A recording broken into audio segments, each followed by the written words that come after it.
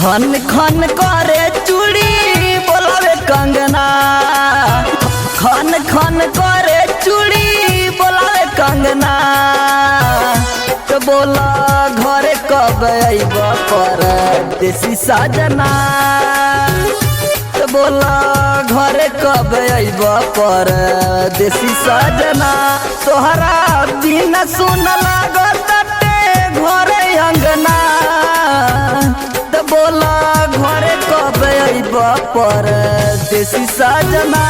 बोला घरे कब आइब परदेसी सजना।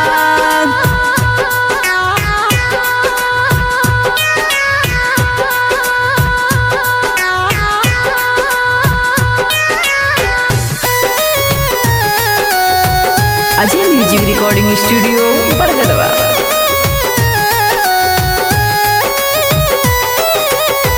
हमारा के छोड़ी राजा गइल परदेश में, सोरह सिंगार कके तड़पिला सेज पे।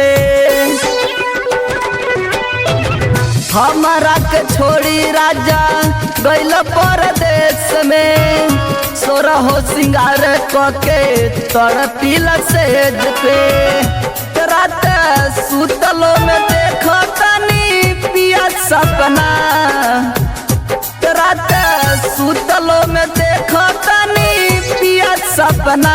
तो बोला घरे कब आइब परदेसी सजना, बोला घरे कब आइब परदेसी सजना।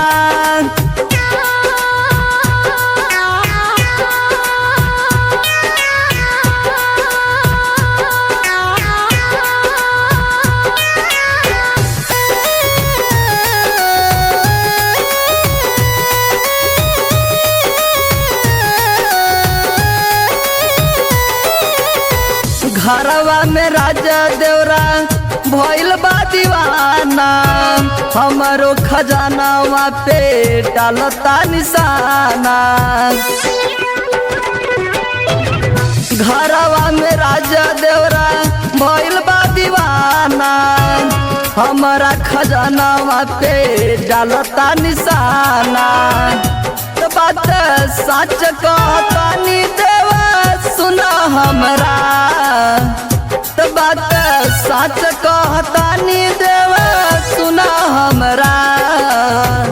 तो बोला घरे कब आइब परदेसी सजना, तो बोला घरे कब आइब परदेसी सजना।